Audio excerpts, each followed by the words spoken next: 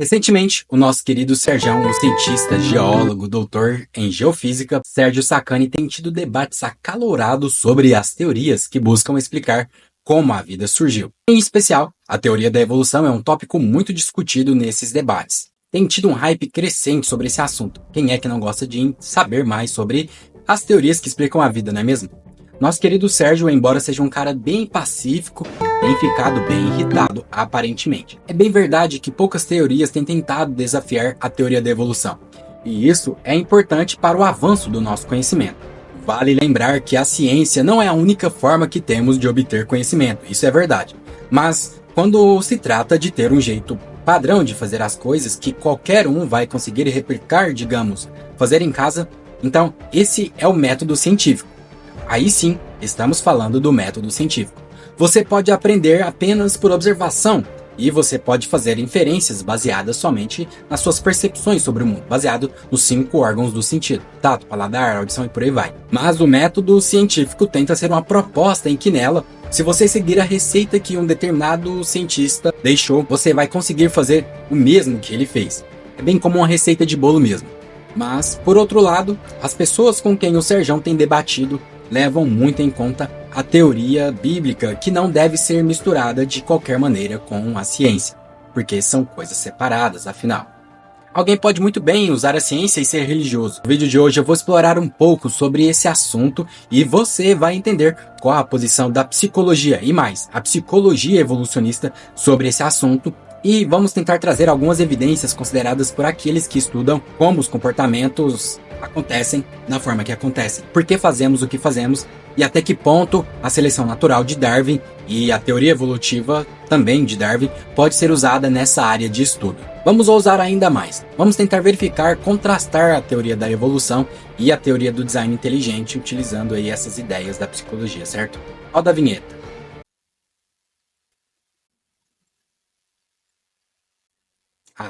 Não tem vinheta ainda, né, pessoal?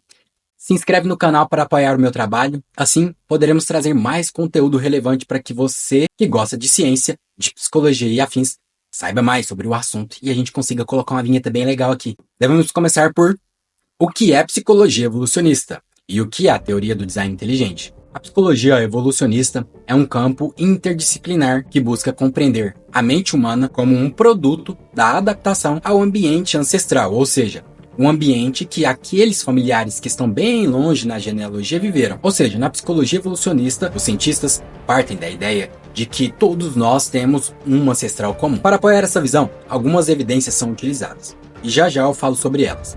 A psicologia evolucionista também enxerga que nos adaptamos por meio dos processos de seleção natural, que é uma teoria postulada por Charles Darwin. Certeza você já ouviu falar dela. Ao longo da história, a mente humana, o cérebro desenvolveu formas de lidar com diferentes problemas. O nosso cérebro utiliza sinais químicos e elétricos, e a forma como ele faz isso foi consolidada em diferentes espécies. Diferentes espécies utilizam o mesmo padrão. Inclusive, a inteligência artificial utiliza uma das formas que o cérebro usa para criar processos cognitivos e resolver problemas, imitando esse modo de fazer e replicando na forma como a máquina opera.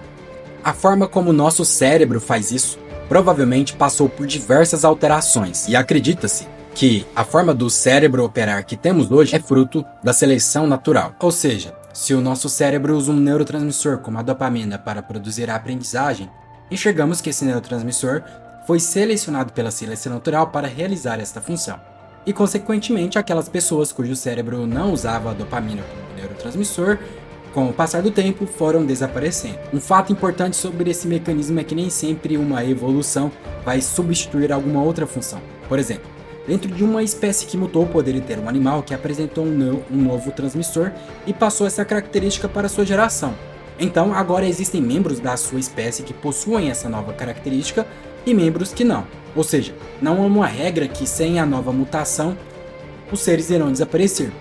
Isso é um caso em que uma característica foi tão vantajosa no ambiente que aqueles que a tinham acabavam conseguindo, de alguma forma, aumentar a taxa de sucesso em passar seus genes adiante. Pense nesse processo como um copo de água suja com um resto de café lá no fundo.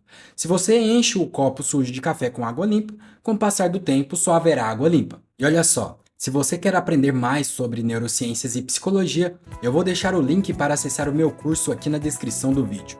Nesse curso eu ensino de maneira simples e descomplicada sobre os aspectos básicos, até mesmo a história das neurociências e conceitos próprios da psicologia. Não deixe de conferir. Bom, se por um lado essa é a base da teoria evolutiva, a seleção natural, a perspectiva do design inteligente propõe uma explicação diferente.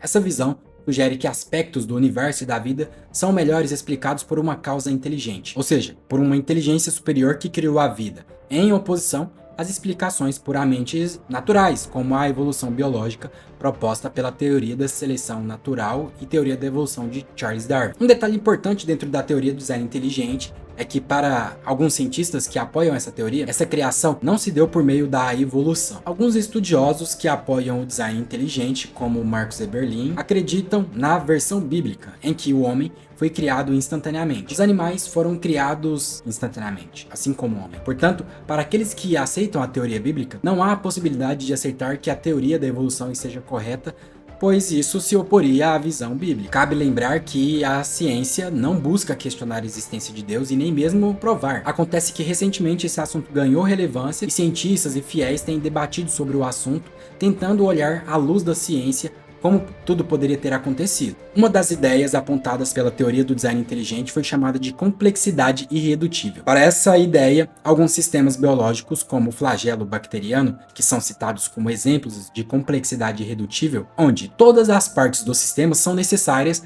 para o funcionamento desse mesmo sistema. Os defensores do design inteligente argumentam que tais sistemas, como esse, não podem ter evoluído gradualmente, mas exigem uma intervenção inteligente para a sua criação. Um outro ponto muito abordado por eles é a respeito da informação genética complexa. Para eles, a complexidade da informação genética presente no DNA é vista como uma evidência de design inteligente.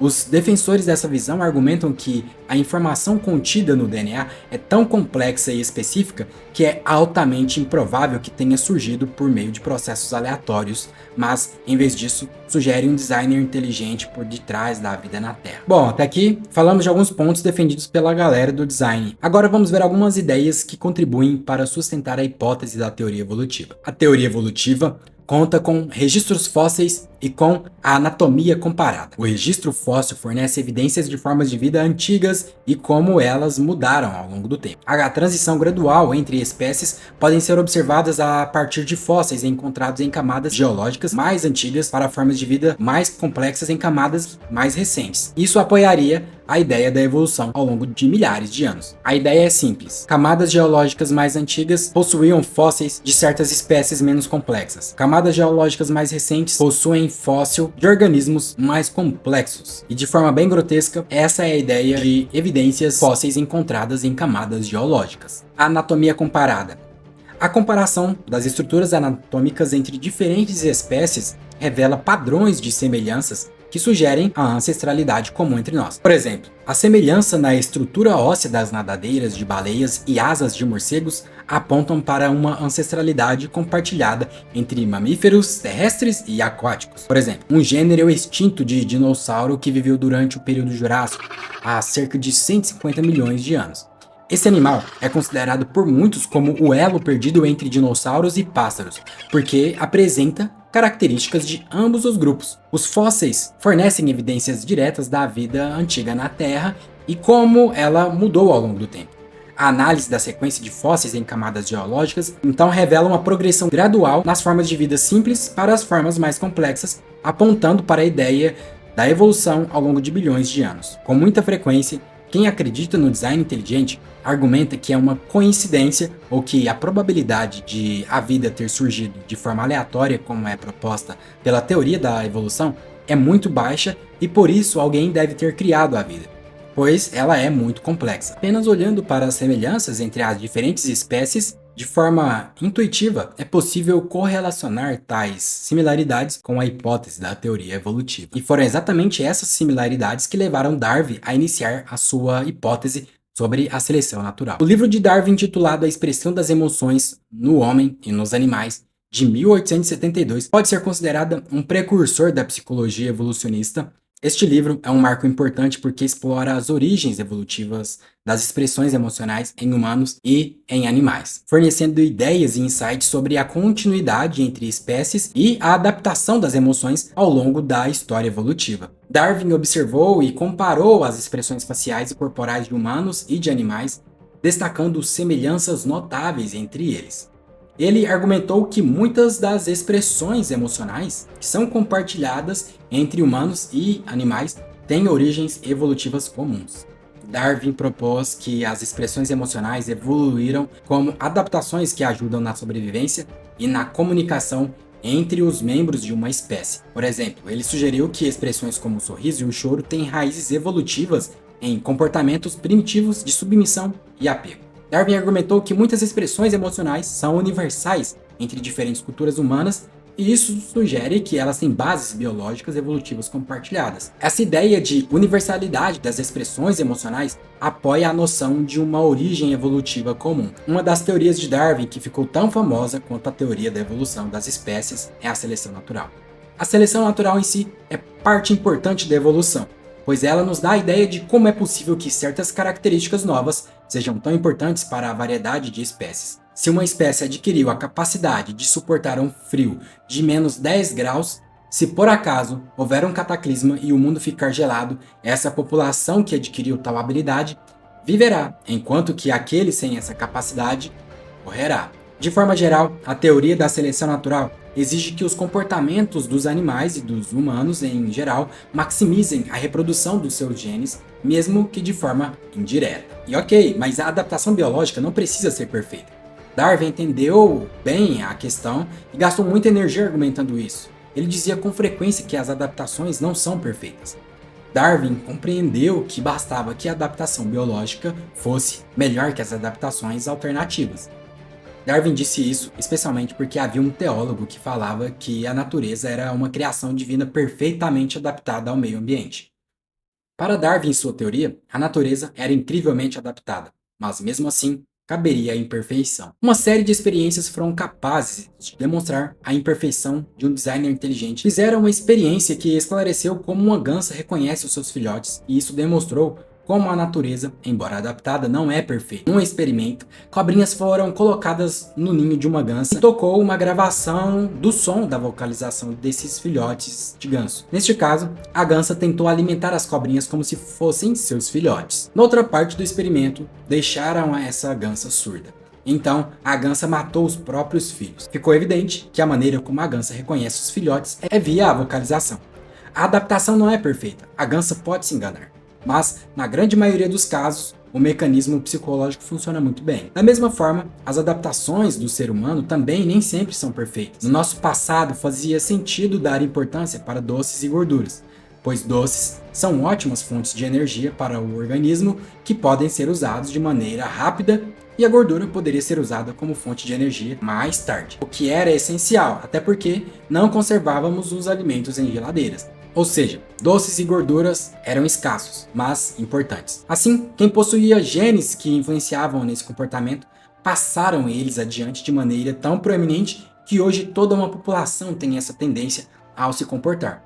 Mesmo que nos dias de hoje ter esse comportamento nos prejudique e prejudique a reprodução dos nossos genes. E é isso, muitas das nossas características aparentemente não adaptativas podem decorrer desse fenômeno.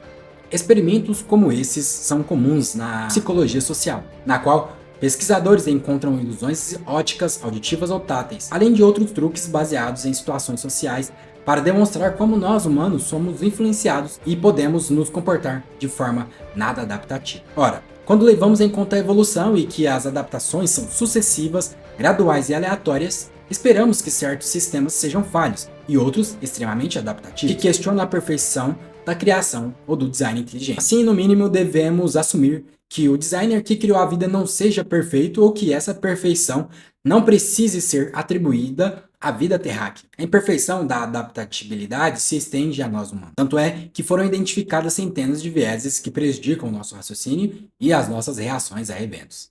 Isso revela a imperfeição a que estamos contidos. Bom, nós podemos concluir que ainda falta muito para entender como chegamos até aqui.